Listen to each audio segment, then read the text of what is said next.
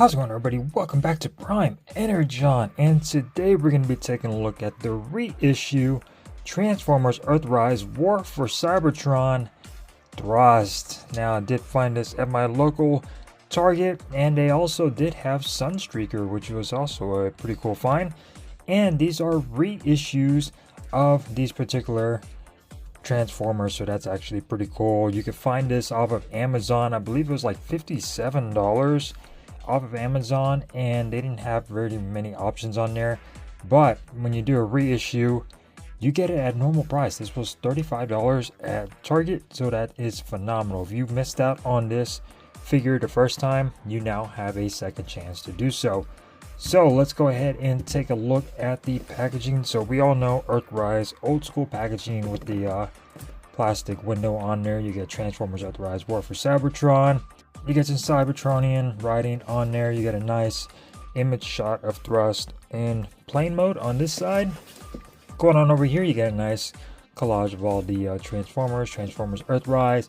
Going on over to the back, you get some product shots of Thrust in robot mode and in plane mode, which is definitely a nice looking design. Definitely love this cone head. Now I gotta start collecting all of the cone heads. And going up top, we got Transformers War for Cybertron. Bottom, you get barcodes and things like that. So taking a look at Thrust over here, definitely loving this cone head. Love the coloration of this guy. See if we can get a little bit more of light over here. And yeah, he looks fantastic. Love the head scope on him with the black tip up there. And these cone heads are definitely really cool. Now these are the War for Cybertron, which means you get a little bit more detailing and paneling on these. They're not really too accurate, but they still look really nice. Checking out the detail on his chest with those turbines up front and the cockpit right there in yellow.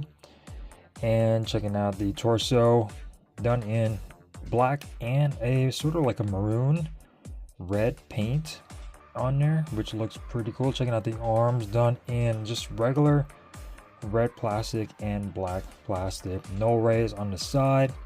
Some nice purple on the legs and some white with a little bit of yellow on there, and then some nice black paint right here for the shins.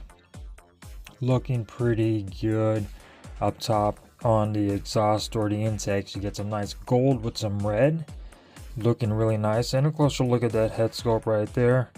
Some nice yellow for the eyes, which is pretty nice on there. And then you get some nice detailing for the thrusters or the turbines up on the wings as well. You also do get some Decepticon logos up there on the wings as well. We'll take a closer look at that in alt mode. And then you also do get some Decepticon logos down on his legs, which is quite cool on that. Which is really nice. Looks pretty good. Taking a look at the side profile. Cleans up quite nicely. And on the back, of course, with the nose cone sort of just hanging out on the back right there. And again, taking a look at those turbines and the wings. Looking pretty clean in my opinion. So going on through articulation of this guy. So the head is on a little bit of a ball joint. Can't look up that far and down that far. No side to side, just a little bit of side to side movement. Can move all the way around. Of course, a little hard to get to just because of the shape of the head and these two intakes over here. Arms can go all the way around if you wanted them to. They can go all the way out as well. You get some upper bicep rotation, which is definitely tight. So the joints on here is actually really tight, so that's pretty good. You get a little over 90-degree bend at the bicep. As we all know with these Seekers, no waist rotation for these guys whatsoever. The legs can kick all the way forward. They could kick all the way out, so you could do the splits. And as far as kicking back, you only get that far of a movement when kicking back on the legs, just because this plate back here gets in the way. You do get some rotation at the upper thigh, and you get a little over 90-degree bend at the knee. And then you also do get a little bit of angled tiltage, not too much, but I think that is more than enough. And of course the heels can get knocked in, and the toes can get knocked in as well. The wings can go back if you wanted them to have more of a streamlined version. You could do that as well. And they can go up if you want to have this look. So he does come with his 2 null rays. Unfortunately, that's pretty much it when it comes down to that. You just get 2 of these cast in a black plastic, and you can either have them on the shoulders or you can put them in his hand if you wanted to have them wielding them like a blaster. But their null rays are supposed to go right here on the shoulders, just to be accurate for that. So I don't have very many other Seekers, unfortunately, but I would like to collect them. The only one I got is going to be the Transformers Earthrise Starscream over here, and this is aka the Studio Series 86 Coronation Starscream. But taking a look at both of them, so the details are really nice. The chest is a little bit different than the actual Seekers, so keep that in mind. You get a little bit different molding. The turbine is over here a little bit smaller compared to Starscream's over here, and you don't get as much detail on the inside, but they're exactly pretty much the same when it comes down to the transformation and the joints and everything like that. So yeah, there you go for comparison with Starscream. So quickly going on over to the transformation, you're going to pretty much just take off the null rays and get those aside. Now we're going to go ahead and break open the arms, which is going to be you pull them forward and they will sort of accordion inward, and you're going to knock them in just a little bit, and then now you're going to end up with this little stubby arm right there. Do the same thing over here, bring it out and accordion in, knock up the wrist, and just sort of close everything in like that and leave those right there. Now for the chest, you're going to pretty much want to just push in and open this up. Not the greatest joint in the world, just because these little tabs just go right over there, so not the best, but I think it'll do just fine. You're going to bring everything back, and then you're going to bring up the nose cone and bring back the nose cone and snap this into place, and roll this is going to rotate around, and then now you're going to be able to bring it back and snap that into place, and that is the nose cone all done. You're going to fold in the arms just like so, and then close up the chest. You'll get 2 little pegs on there, and the inside they're going to go into those holes. Not the securest fit in the world, but it'll do just fine. And then now we're going to go ahead and close up this front apron. We're going to go on over to the legs, open up the shims, combine them down the middle, and we're going to go ahead and close up the feet. These will create the thrusters for jet mode. And then now, you guessed it, you could go ahead and collapse the feet. It will snap into place, and you're going to just close up the shins right there.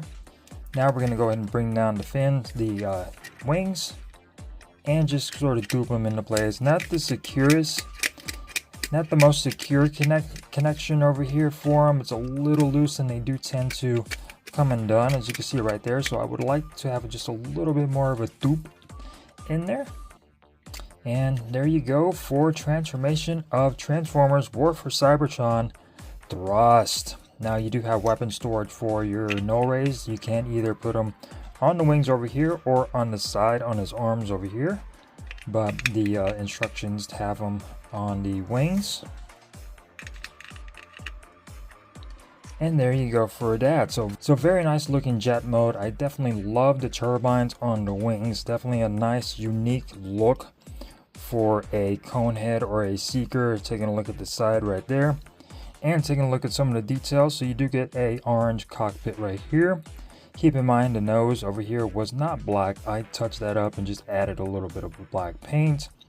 Going on over down here, you do get some maroon paint right here to match up with that, and I think they did a okay job.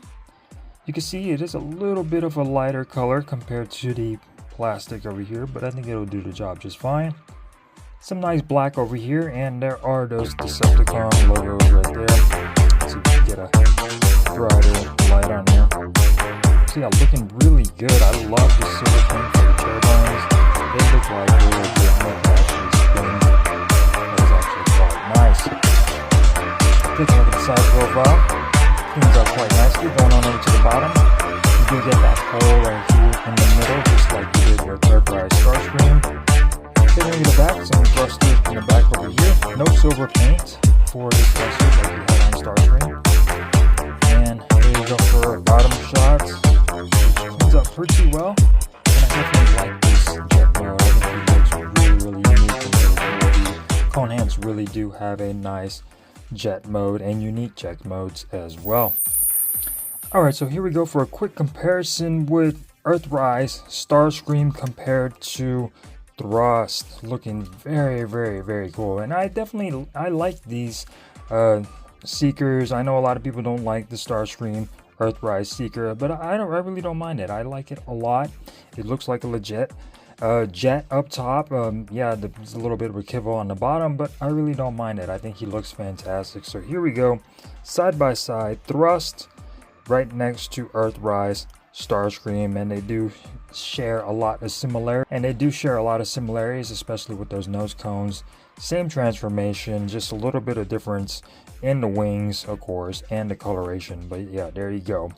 So hopefully you guys enjoyed this review of the Transformers reissue War for Cybertron Thrust. Thank you guys for watching. If you enjoyed this video, give it a thumbs up. If you didn't, give it a thumbs down, and I will see you next time here on the channel. Peace.